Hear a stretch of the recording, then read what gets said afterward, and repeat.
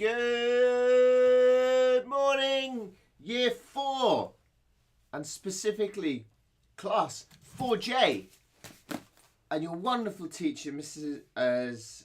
Giacomaran. That's a great name, Giacomaran.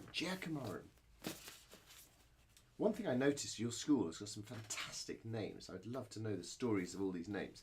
Anyway, good morning. My name is Alistair Humphreys. I am an author, an adventurer.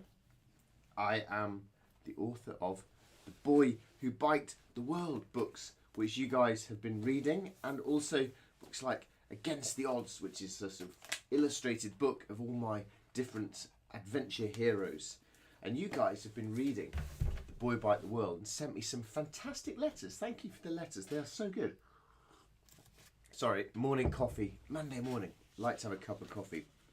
Yeah, you've been sending me some fantastic, beautiful, really neat, very well written, fantastic letters telling me your thoughts from reading The Boy Who Biked the World. Some of you have told me about some of the trips that you want to go and ride yourself. Some of you have been asking me some questions from the things in the book, and they're fantastic. So I hope that you enjoyed the book. I hope that it might have given you some ideas for adventures of your own. There's all sorts of brilliant stuff in here. Wow, Naveen, you are a very neat writer. Look at that. And what I'm going to do is answer some of the questions, because some of the questions, same questions got asked quite a few times. So what I've done is I've tried to find examples where I can... Amber, nice. I like your signature, Amber. Very stylish. I've tried to find a selection of the range of questions that cover most of what you guys have been asking.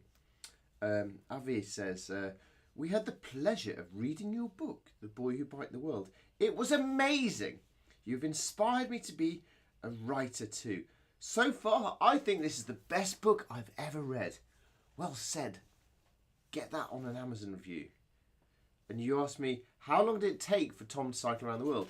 Well, Tom, my name's Alistair, but I actually cycled around the world, and I wrote the story about the young boy, Tom, because I thought you guys would be more interested in reading about a boy than a boring old man like me. It took me 4 years to cycle around the world. Kenzo has been inspired to eat more banana sandwiches. I'm delighted to hear that. In the last year, my eyesight has got really bad. This is how old I'm getting. Look, I'm starting to have to read like this now. Terrible. Antonia, did you actually meet all the people along the way? So yeah, there's lots of different people in my storybooks, and the books are true. They are the stories of my adventures around the world. But I met so many different people, and I had to turn 4 years into the quite small books that you've been reading. So the people, what I did for that was I met so many different people that in my mind I'd mix them all together into a few characters that could be in the book and give over the messages that I wanted to do. So I met a lot of people, but the ones in the book are sort of an imagined mixing together, like get all the ingredients of a cake, you mix them together and you end up with something really good, hopefully. Did you ever have a stomach ache or a headache? I got a bit sick sometimes, and 4 years everyone gets poorly sometimes, but I was very healthy. I was doing loads of exercise, I was eating lots of fruit and vegetables and fresh food, doing loads of exercise, lots of fresh air, so I was pretty healthy really. Puviksha, excellent writer, says, I wonder how you learnt the languages in one day. Well, first of all, I didn't learn that many languages. I tried to learn what I could, but I definitely didn't learn them in one day. As I cycled through each country, I'd just learn and learn and learn. And then I get to the next country, a new language, and I have to start again. It's hard. Nakshatra says, did you win any awards? Guinness Book of Record, maybe? No awards for me. I wasn't the first to cycle around the world. I wasn't the fastest. But I guess the only award I got was in my heart because I did something that I felt proud of, and that was enough reward. I didn't really do it for prizes, which is lucky because I didn't win any. Sophia says, do I know all the languages in the world? Definitely not. I bet you guys know more languages than me. I got quite good at Spanish because I had a whole year cycling through South America, but everywhere else I just learned as much as I could, and then I've been to the next country, so not very much.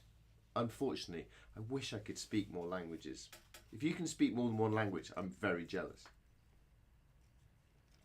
Amelia, what kind of cultures did you see? Well, a brilliant thing about going through the world is see all sorts of cultures. So I cycled through Northern Europe. I saw European cultures, Eastern European cultures, Middle East cultures, North Africa, African cultures, South American cultures, Asian cultures, loads of different cultures. That's one of the greatest things, is to go to all these parts of the world and think, wow, the culture, the food, the people are so interesting in all these different places. Not better, not worse, just different. And I really like how different the world is. Imagine how boring it would be if everyone was the same. Matty said, I had the best time reading your book. I felt feelings bursting out. Now I want to go on a field trip. Well, hopefully your school will take you on a field trip. And I also wanted to ask you if electric bikes were invented in your day. If so, it would have been a lot easier. Yeah, Matty, it would have been a lot easier on an electric bike. But I actually wanted to do it on a hard... I didn't want it to be easy. I wanted it to be difficult. I wanted the challenge and the effort. But I have to say, I'd love to get an electric bike. They look fun. Eric says, can you show us how to make a banana sandwich? Absolutely. Let's have a cookery program. Right, get a piece of bread, get a banana, peel the banana.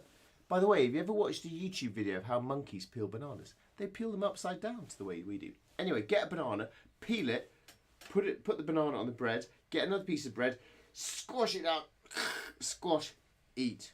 Delicious. Ifra says, I feel amazed and shocked by your book. Amazed because if I tried to cycle the world, I would be exhausted. And shocked because me and my family cannot cycle 10 miles. And then I love that, Ifra, you think about that. Because you've said, me and my family cannot cycle 10 miles. And then you said, I mean, I can, but not my family. Your family need to get out and do some more cycling, Ifra. And I'm glad you can cycle 10 miles. I love that. That made me chuckle. Ian says, what was your favourite place to go on your way to Africa and why? On my way to Africa, I loved cycling through the Middle East, countries like Lebanon and Syria and Jordan. Beautiful countries, so interesting, the history, the culture, the people are so nice in the Middle East. I love it, and delicious food. Yeah, very good. I love those places.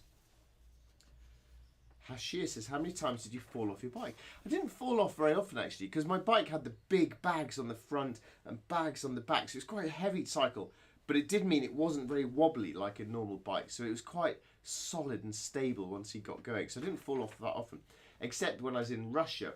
If you get as far as reading part 3, you'll read I was riding in Siberia on snow and ice, and I did a lot of crashing and falling when I was there. And the final question here, from Filippo, who's writing very neat, very good writing, but I did enjoy that you made a spelling mistake with my name. You said, dear Mr. Huptrees. I like that, Huptrees. And then you corrected it to make it Humphreys. But I quite like being called Mr. Huptrees. Anyway, actually this isn't a question, it's a comment, which leads brilliantly onto the end of the talk, because Filippo says he's trembling with excitement to see part 2 of the book. So, teachers, I think you need to get part 2 just because Filippo is trembling with excitement. Thank you so much for all those fantastic questions. Thank you for reading my book. Thank you for taking the time to write lovely letters. I really appreciate that. And most importantly, good luck with all of your own adventures. Bye-bye.